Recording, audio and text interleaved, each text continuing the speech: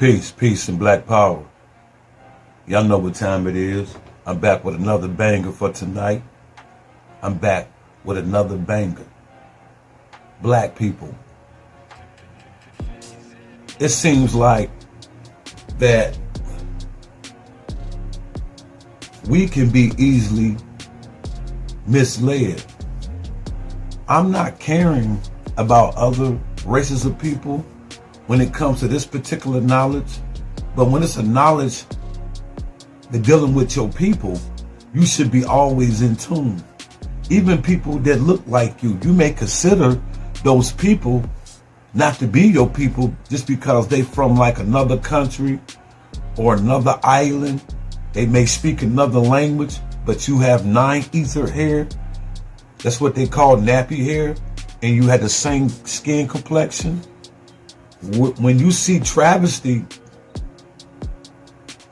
happen to them, you should always pay attention, because what happened to them can happen to you. So there's really no them, it's us as a people. So when I look at people like the Haitians, I just look at another person that looks like me, that speaks with another language in a different area of the planet. But we all share that common gene as being black people. I love using the term black. Some people don't like using the term black because the white man denotes black in a dictionary, and somehow we just can't unravel mentally from the lies and deceptions of the Caucasian race. I'm talking about the ruling class or the Caucasian race. The ones who make policies, the ones who invade other nations for monetary reasons, to occupy a particular land. The empire that I live up under is a terrorist, is a conqueror, an imperialist. Black people hate to hear me to say that because they act like I don't have no proof, but I'm bringing proof tonight. Anytime something happens around the globe to black people, we as a community should take heed and pay attention. If we can assist those black people, we should assist those black people, because they are us. Whether you want to believe it or not, you're not African, but those people from Africa look like us, and we look like them. So there is no them, it's us against the world, and we can't see. White Western world have always used lies and propaganda to support the injustice of its political system when it comes to attacking black people and its culture. Hands down, you know I'm right. They use religion of enslaving Africans as a way and means to make it righteous to enslave the African by using Christianity. All through the Bible, in the Quran, they support the enslavement of the African. That's why I say these religions are man-made to keep people enslaved. They justify through religion the killing of Africans by white supremacy political system. When we do our research, and I'm going to Haiti tonight, we're going to speak on the crisis in Haiti. And then I'm going to let you ride with me on a sister from Haiti. I'm going to show you a video, a sister from Haiti that's going to give you the insight, because I can say what I'm going to say because I study. But most people don't believe what I say because we get our media watered down news with lies. They're not going to tell you the truth. The villain who owns the media is not going to tell on itself. Our wicked empire that we live up under. Not my wicked empire. I just live up under a wicked empire, such as America, said with 3 Ks, because it's ran by the Ku Klux Klan. When we do the history on Haiti, we will find that the Haitians are being punished for its past behavior of ousting France from 1791 to 1804. Black people in Haiti banged on the beasts. Consequently, due to a war that was won by the Africans, Napoleon and his army had to leave France. They got France got through up out of Haiti. Saint Domingo. It used to be called Saint Domingo.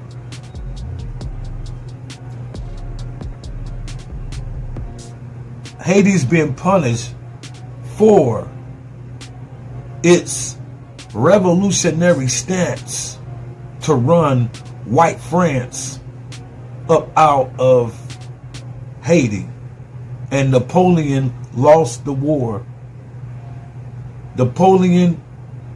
General Napoleon, one of the greatest conquerors, was defeated by African to St. El Overture. 1804, Haiti became a black republic, independent nation. But for her revolutionary stance of taking Haiti over, America, racist America, stood with France, and they put embargoes on the country where she couldn't make money. No one recognized her as a black independent, but she was independent. And they were scared because at the time of this uprising from 1791 to 1804, no one from America would let the black people in this country that was in servitude hear about the Africans' victory. This is one of the greatest civil wars that were ever fought, and they kept it out of history because the blacks won. This is why Haiti catches hell, because the Western world knows the history. What happened?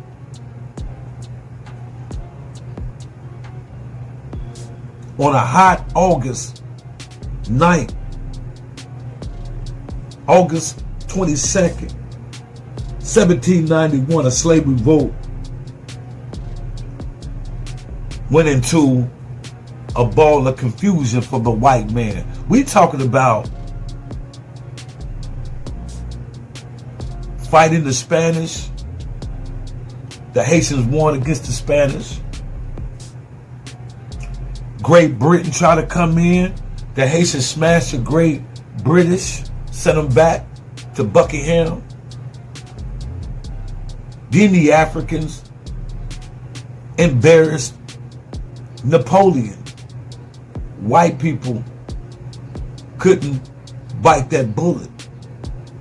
But what happened when the outside world cut Haiti off from making its money? Napoleon got strong. France got strong because its conquest of parts of Africa. You know, its conquest of Africa was the new bread basket for the Western world. So, with that being said, I'm just giving y'all a little byline of this real history. With that being said, black people, the white world haven't forgot about the embarrassment of that ass whooping. And they must keep that island stable. You see what I'm saying? They the ones assassinated the president, Javino Moise, in 2021. America, Canada, France was behind that murder of that president.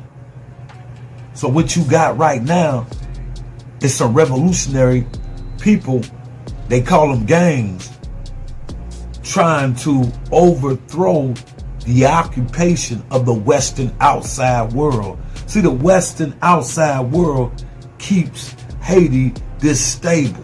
You can't see it because you look at this idiot box and say that the Africans are backwards in Haiti. They don't know how to rule.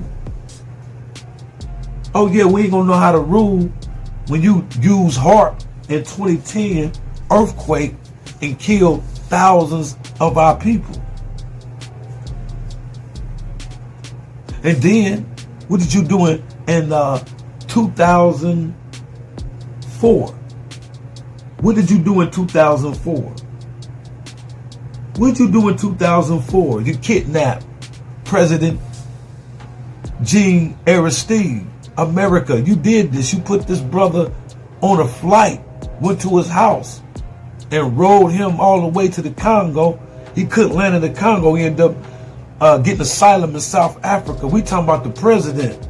America, you kidnapped this brother, all because he say that he want reparations from France, because France, after the Africans won their independence in 1804, and when France got strong and got her money right, because she was so broke, she sold Louisiana to America. And I believe that was Thomas Jefferson in office at that time. Jean Aristide demanded that France pay Haitians over 21 billion US dollars. What he said was equivalent in today's money of $90 million in gold and francs. Haiti was forced to pay Paris, France, after winning its independence. You hear what I'm saying? In 1804, after winning their independence, whooping the white man's ass, France gets so strong, because you know she went over to Africa and got money. She got so strong with her military might, she made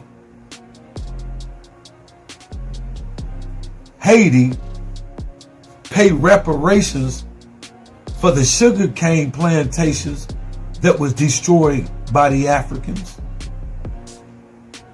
Pay reparations for killing many French army personnel. So all the way from the 1800s all up to the 2000s, I believe, the debt was probably finally paid off. Aristide said, oh no, we want that money back because we had right to stand up and overthrow slavery. These people was holding blacks in slavery. French. This was a slave colony. It was called Santo Domingo at the time. So you mean to tell me I win my independence, now I gotta pay reparations? This remind me of after the slave trade shit that happened in this country after the Civil War.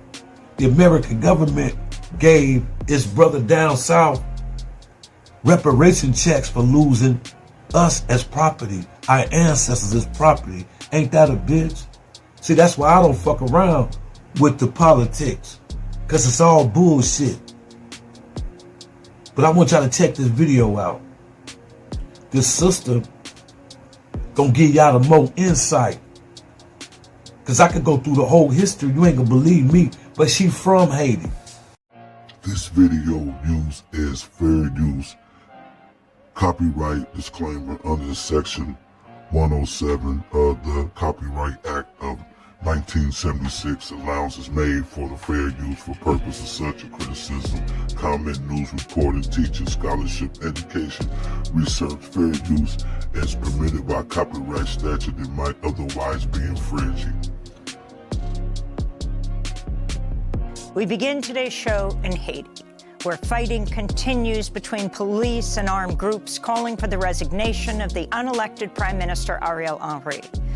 Over the weekend, police and palace guards worked to retake some streets in the capital, Port-au-Prince, after armed gangs launched large-scale attacks on at least 3 police stations. Haiti's been under a state of emergency for the past week, with tens of thousands displaced amidst the fighting. UN officials are warning Haiti's health system is nearing collapse due to shortages of staff, equipment, and other resources to treat a growing number of wounded patients. Meanwhile, the U.S. military said Sunday it conducted an overnight mission to airlift non-essential U.S. staff out of Haiti and to boost security at the U.S. Embassy in Port-au-Prince.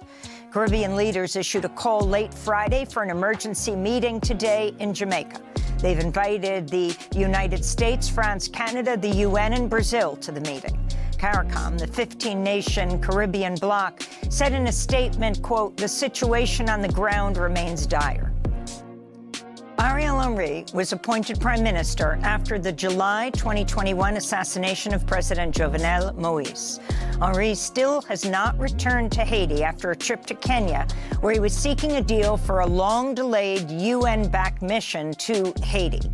Kenya announced last year it would lead the force, but it has effectively been placed on hold. Henry arrived in Puerto Rico Tuesday after he was unable to land in the Dominican Republic, with the Dominican president saying Henry was not welcome in the country for safety reasons.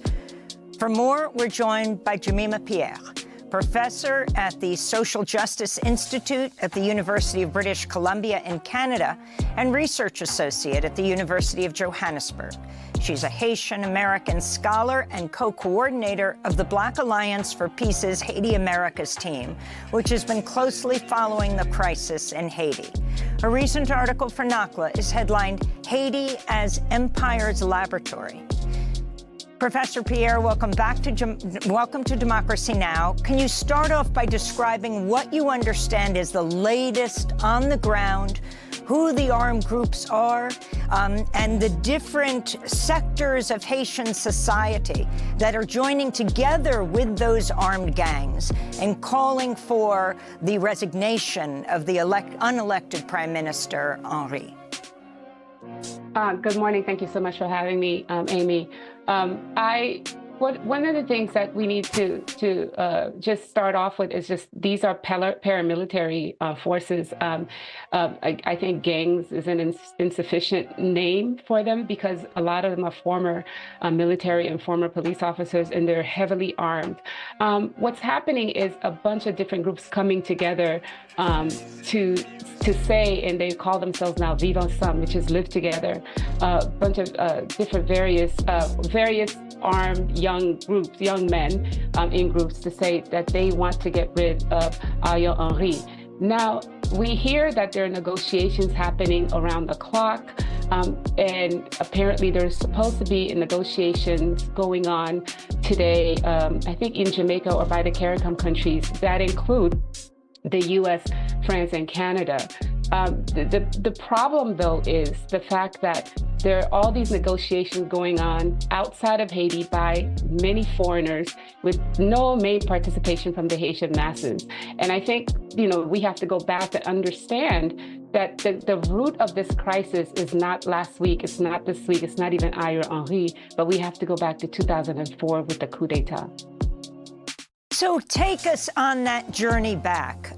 If you'll give us the historical context in your piece, it's headlined Haiti as Empire's Laboratory. In it, you write, Haiti has been and continues to be the main laboratory for U.S. imperial machinations in the region and throughout the world. Explain. Yes, definitely. We say the crisis in Haiti is a crisis of imperialism. In 2004, as has been revealed and admitted to, the U.S., France, and Canada got together and backed a coup d'etat against the country's first democratically elected president, Jean-Bertrand Aristide. And the U.S. Marines flew into his home, put him on a plane with his security officials, his wife, and aide, and flew them to the Central African Republic. And people can actually go to the Democracy Now! Archives, which covered this live. And I remember listening to this happening live. And the point of this was that this coup d'etat, which was led by two permanent members of the UN Security Council, was then sanctioned by the UN when these same two members of the UN Security Council, and that's US and France, basically pushed the UN Security Council into sending a multinational military force to Haiti, armed under Chapter 7 deployment. And that itself was illegal because the original coup d'etat was illegal. The US ambassador to Haiti and the deputy ambassador were in the process. They're the ones that named who the interim president would be, put together a council of sages that basically restructured Haiti's elected president. And back then we had 7,000 elected officials. Today we have 0. And over time, I say Haiti has been under occupation because it is this military occupation, the minister occupation that went from 2004 2007 that established the core group, that it's an unelected group of Western officials, including Brazil, which led the military arm of the occupation in 2004 under Lula, which led then, which has been controlling all the actions in Haiti, down to naming who the prime minister would be, Ariel Henry, after the assassination of Jovenel Moïse. I have to quickly say, though, one of the key things that happened is in 2010, after the earthquake in Haiti that killed hundreds of thousands, where the U.S. pushed the sitting president, René Préval, to have elections. And in the WikiLeaks papers revealed to us later that Hillary Clinton actually flew to Haiti and changed the election result, where Michel Martelly of the PHTK political party did not make the first round, but the U.S. forced the Haitian Election Council to actually put him in the second round. And so establishing the PHTK, Michel Martelly, a neo-Duvalierist, as Haiti's president, with under 20% of the people voting, with the largest political party in Haiti, La Balance, not being able to participate, we set the stage for what we see today. So by the time we get to Ariel Henry being imposed on the Haitian people by the core group, we have no elected officials because Michel Martelly, basically under him, we lost a lot of, we didn't have many elections, and then he put in his protege, Jovenel Moïse, who was also unpopular and didn't run any elections. So we actually haven't had any elections in Haiti since 2016, when Jovenel Moïse was selected for us by the core group. And so to understand what's going on in Haiti, we have to understand how the original moment of the 2004 coup d'etat led us to the complete destruction of the Haitian state. And if we don't do that, we don't understand these current flare-ups where people are saying they want their democracy back and saying that whatever negotiations that are happening outside of Haiti has nothing to do with them because it has not included them. You know, when we went to the Central African Republic in a small plane with U.S. Congress member Maxine Waters and the late founder of TransAfrica, Randall Robinson, and a Jamaican MP, we flew to the Central African Republic. They went to retrieve the Aristides who'd been put there by the United States.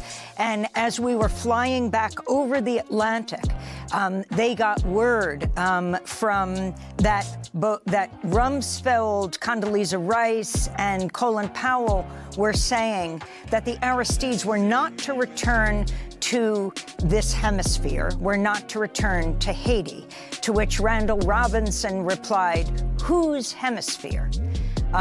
And so he was not able to land in Haiti and went into exile in South Africa, where you have also taught for many years, for over 7 years. And then we went to South Africa when he finally returned to Haiti, and people can see all of those reports at democracynow.org. But I'm wondering, I wanted to talk talk about the latest news, the Miami Herald reporting that Secretary of State Antony Blinken spoke by phone Thursday with Haitian Prime Minister Ariel Henry in a series of calls that officials described as tense. This is the U.S. State Department spokesperson Matthew Miller speaking Wednesday about the violence in Haiti.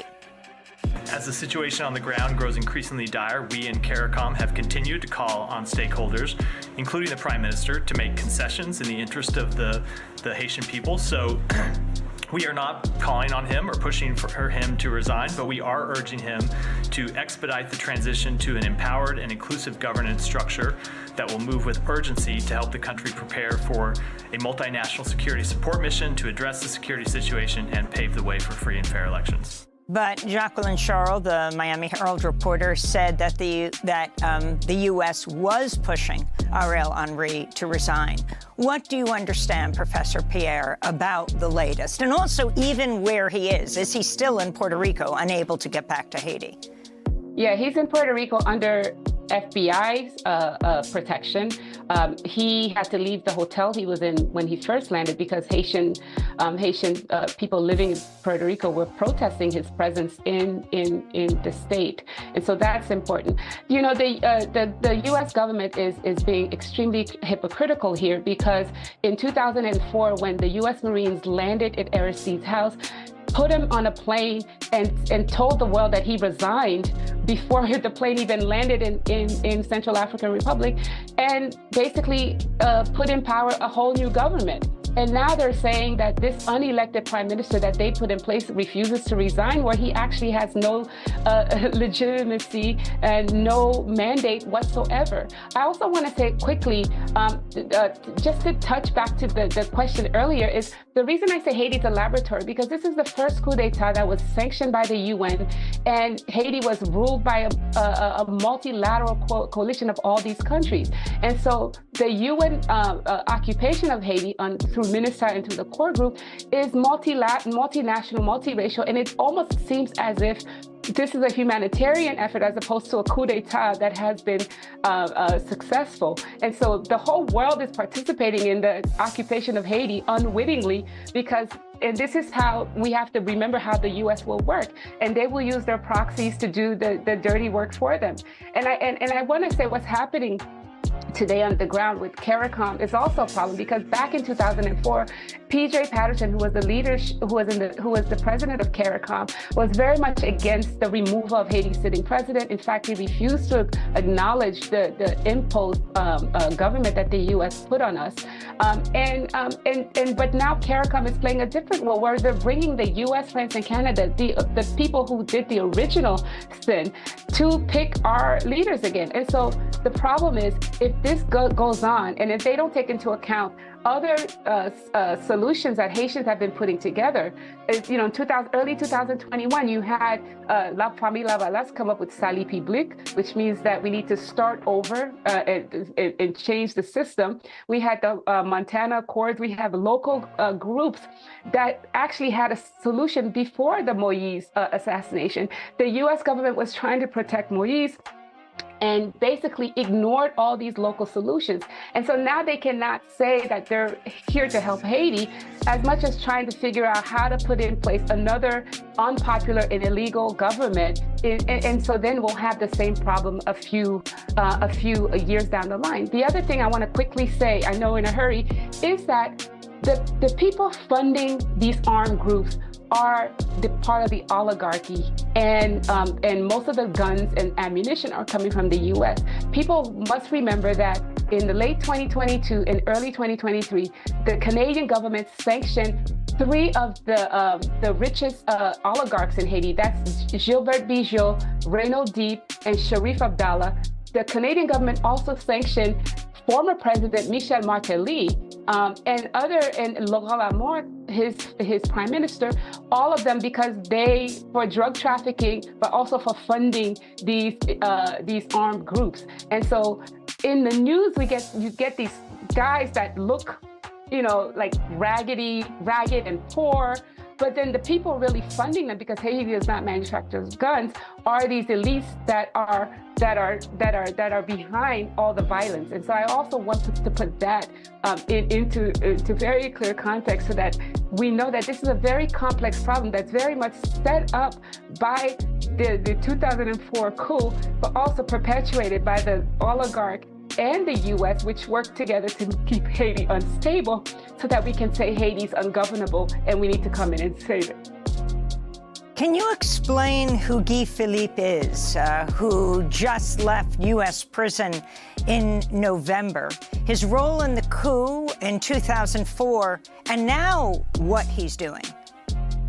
Right, and this is very important. Thank you for asking this. Guy Philippe was around in 2004. In fact, Guy Philippe was trained by the U.S. in Ecuador and spent a lot of time living and training in the Dominican Republic. So in the lead up to the coup d'etat against Aristide in 2004, what you have is all the fall of 2003, what you had, Guy Philippe and his armed groups would cross into the border and ransack and attack police stations and so on and so forth. Back then, which is fascinating, if you look up in the news, the Western media portrayed him as a freedom fighter. He was the hero standing up against the evil Aristide, according to the West. And so they supported him. And he would say later that he was actually being funded by the CIA and so on. And then as soon as, what happened, once they remove Aristide, what you have is they tried to integrate these former armed military groups into the Haitian National Police, because Aristide had disbanded the army.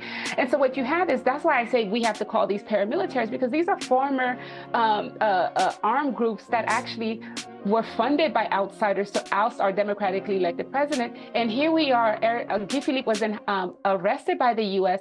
and put in prison for drug trafficking. And we have to understand this, because even during his trial, there are certain things that were kept secret because it implicated the U.S. government. And so he served 6 years in prison as a criminal in the U.S. And now the U.S. dumped him in Haiti in November 2023. After serving 6 years of a 9-year term. And so now he's back running around saying he wants to be president. And he's getting, you're saying Haiti's, everyone pretends that Haiti, they are saying that Haiti's at war and so on and so forth. But the reality is, Guy Philippe is giving interviews to all the mainstream press. Guy Philippe gives more interviews than the local people who are organizing against repression. We don't hear them in the Washington Post, but we hear Guy Philippe. So I wonder what the U.S. role is for Guy Philippe right now. And as far as I'm concerned, he should be tried for treason, because he worked with the U.S. to actually remove our elected president. And so we have to be very careful about what the U.S. is bringing, what the mainstream media is bringing to us as real and as a situation, when we know the situation is actually very much controlled by the U.S. and the core group when it comes to Haiti. And Cherizier, known as Barbecue, the leader of one of the most powerful armed groups, explain his role right now and the alliance that has been formed between the armed groups, and also, really, is it true for the very first time, sort of forming an alliance with the elite as well, at least agreeing that Ariel Henry should be ousted? Yes, apparently it seems like Cherizier has joined in with all the other groups that they were in having trouble with. And so it is a combination of all kinds of groups that had worked against one another, that had fought against one another, and now they're coming together to get rid of Henry. And I think part of the problem is, I think they're afraid of this supposedly Kenyan-led but U.S. pushed Kenyan mission of 1,000 police officers coming in, another foreign invasion, and they're worried about their position in Haitian society. I do think the elite have to be brought into this, the oligarch of Haiti that are funding this and supporting this, because this nonstop ammunition comes from somewhere. They're coming from these ports that are owned by the elites. And so there might be we don't know who the machinations behind these gangs, who's paying for them, who, we know that they broke into the ports and emptied some containers. And we don't know what they took, but we know that the ports are not owned by the people, they're owned by the oligarchs. And so what's going on in Haiti is actually very important, because I don't think it's a plan that the U.S. wanted, which is why they rushed Henri to Kenya to sign this bilateral agreement after the Kenyan courts said that it was unconstitutional for Kenya to send its police to Haiti. But I think things changed faster than they anticipated. And so now they're scrambling for a new plan in Haiti. And in the meantime, what's happening is our people that are the poor people underground are the ones suffering. Well, Jimmy McPierre, we want to thank you so much for your analysis. Professor at the Social Justice Institute at the University of British Columbia in Canada, was before that at UCLA, and is research associate at the University of Johannesburg, a Haitian-American scholar, and co-coordinator of the Black Alliance for Peace's Haiti Americas team, which has been closely following the crisis in Haiti. We'll link to your piece in NACLA, Haiti as Empire's Laboratory. Yes, I'd like to give a shout out to Democracy Now! That was Sister Jamina Pierre giving you a little byline and historical facts about what's going on in Haiti. Another thing that raises concern to me, how white supremacy, like I said, white supremacy always use lies and deceptions to get justification for mass genocide against the people. And the outside world looking in on the policies of America, we get it one-sided. Another lie that decepts us. They tell us that the Haitian people can't rule because they are poor, they impoverished, they're cannibals. They lied on the Haitian people. Yes, this past week they just lied on the Haitian people and claimed that the Haitians were over in Haiti eating each other. They said the gangs, they called these revolutionary people who fight against the occupation of the United States and France and Canada in Haiti. They are fighting back against Western outside forces. This country never want to help Haiti. They're here to only take Haiti through its demise. Let's read from PolitiFact. Let's read from the PolitiFact. Conservative with verified account, large platform including Elon Musk, the owner of a X, amplified the unverified claims on social media, warned of an invasion of Haitian cannibals in the USA. Check it out. See, this is how they make up these lies on black people. This is what they did to Idi Amin. They say Idi Amin was eating people in the 70s. We believe that Idi Amin, Uganda's president, back when we was coming up, when I was a shorty, you know, back in the days, a little guy, we used to hear stories about an African who used to eat Africans. See, they put the boogeyman fear in your head and give you a misrepresentation of who African people are. You know, so that's why some people, I'm not African, I'm Indian, I'm Native American, I'm Aboriginal. You know, Aboriginals came from Africa. The real Aborigines of Australia, they migrated from Africa into the Australians. Them are the real Aboriginals. Brothers and sisters, 98% of us in this country, we have African DNA. If you look like me, you're melanated, you have some African running through your bloodline. You may have what you call Mongoloid Indian in your bloodline too. I'm not saying that's not true. But anyway, conservative Elon Musk, he warned of a Haitian cannibals in the USA. He say there are cannibal gangs in Haiti who abduct and eat people.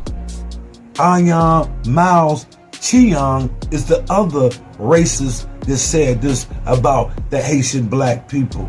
Ayan Miles Chiang, a right-wing commentator, posted on X March 6. Reminder, these people who are now illegally entering the USA, he added, they are eating each other. Online rumors coincide with the former President Donald Trump comparing the migrants to Hannibal Lecter. This is what Trump said about the Haitians. All you Negroes talking about you want to vote for Trump. This is what Trump said about the Haitians. Donald Trump comparing the migrants to Hannibal Lecter, the serial killer, cannibal character in The Silence of the Lamb during a presidential campaign rally. These posts, however, do not offer evidence that Haitians in the country are seeking asylum in the USA or practicing cannibalism. Politically Facts is saying this. You can look them up online. I'm reading the article from PolitiFact. These posts, however, do not offer evidence that Haitians in the country or Haitians seeking asylum in the USA are practicing cannibalism. The video Musk and others have shared include outdated videos that either could not be verified or taken in other countries. Check this out, y'all. This is where this shit get deep with lies. There is zero evidence that any cannibalism is taking place now or however has occurred in the past. Haiti, Marlene Duet, a Yale University professor and Caribbean historian, wrote in an email, similarly,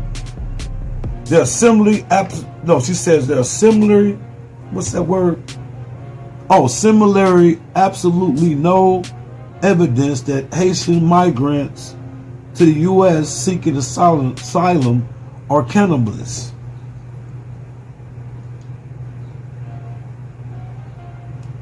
Those claims are, of course, passionately racist and stem from a long-lasting effort by white supremacy to dehumanize Haitians. There's zero evidence of cannibalism taking place in Haiti. What the video shows, several videos shared to support the cannibal claims are not connected to Haiti. They're connected to Asia. Some old videos from back in the day from Asia, a Hindu practice of cannibalism is some Asian people that they show in these videos. Elon Musk and this what's his name, Ching Yong Lai. We could not verify another video that appears to show cannibalism. NBC News reported the video had been online for 2 years or longer. Some ex-users claim the clips show battles between two gangs in Haiti. An extreme Google Nexus search of new articles yielded no evidence of cannibalism in that area. I said that word wrong, y'all. An extreme Google Nexus searches news articles yielded no evidence of cannibalism in the area. A United Nations reported of violence in the region detailed accounts of extreme brutality extreme brutality by the gangs, but did not mention any cannibalism. International groups and governments have documented violence in Haiti for decades, publishing extensive reports of gang violence tactics, including extortion and discrimination, murder, kidnapping, rape. PolitiFact found no description of cannibalism. This is PolitiFact. So it's all a lie. Elon Musk, see, these politics wanted to create a stigma because Joe Biden, fuck Joe Biden, I'm not on that side either, but they wanted to make Joe Biden look bad by using this to kill two birds with one stone, to make Joe Biden look bad and stop black people from coming in this country. You see what I'm saying? You know, you got to go back all the way back in history to understand the plight of the Haitian people in this time. The reason why Haiti is in the condition that she's in because of outside influences, Western powers. They never want her to see her live in total peace. They don't want her to be a prosperous nation because of her past behavior. First, they don't want you to be prosperous when you're black. When you're black, look around the world. Africa is the richest continent in the world when it comes to resources. There's something wrong with the picture that they're the poorest people. How did you have all the resources that the Western world needs to make a cell phone? You got all the gold in the world. How was it the people poor in Africa? White supremacy. You see what I'm saying? Former colonizers have colonized the minds of these niggas. These niggas think like white people now. They praise white people. How the fuck we in the condition that we in when we the richest people on earth by nature? God put you in Africa. God put you in Africa for a reason. You got every nook and cranny of resource that a man can build an empire with. We should be the richest people. Africa got the most. That's why the Chinese is there. How the fuck we in the condition that we in? 1914, under Woodrow Wilson, of December of 1914, USA government, Army, Marines invade Haiti and occupy from 1914 to 1934. Somewhere around in there, the 1930s, if I'm remembering. You see what I'm saying? They went into that island, that country, and went into the banks and took out 500 million USA dollars. The government, this government did this, stole Haitian money.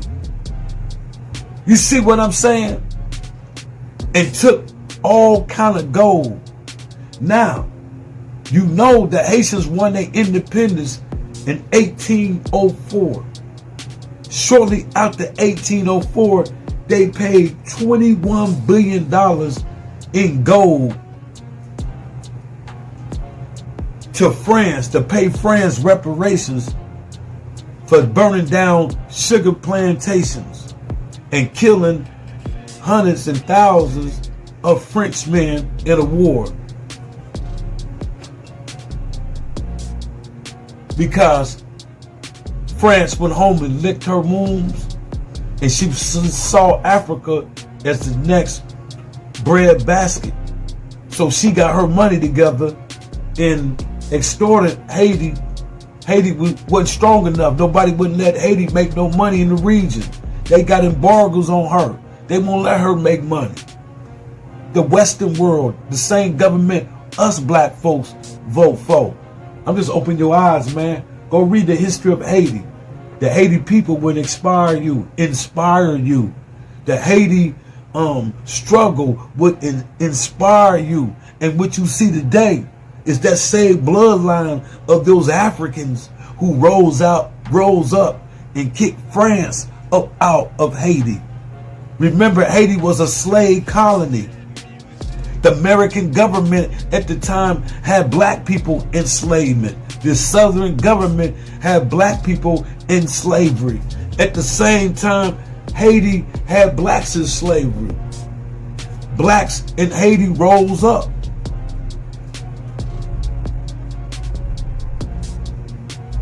So, Negroes, know your shit.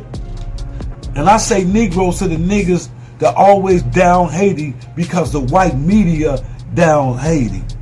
Know your shit. When they talk about black people, go study them people. Them are your people. Quit listening to the idiot box. I'm not talking to black people when I say Negroes. I'm talking about the people who always trying to bat for white supremacy, taking up for white abuse against black people. Black people, you abuse us too. Know about Haiti, man. Know about Haiti. I just want to open your eyes up. Now, this Jevano Moise, president, the 43rd president, was assassinated, I bet you, by the United States in July 2021 in Port-au-Prince. And they put a puppet guy in Moise's spot. He is a president that wasn't elected. Oriel Henry, America's puppet. The young black youth and barbecue and his boys don't want this puppet Henry dude in position, because he is going to bow to the Western world to keep Haiti destabilized. That's what's going on, people. Your government, your wicked empire that you defend. Jevano Moise,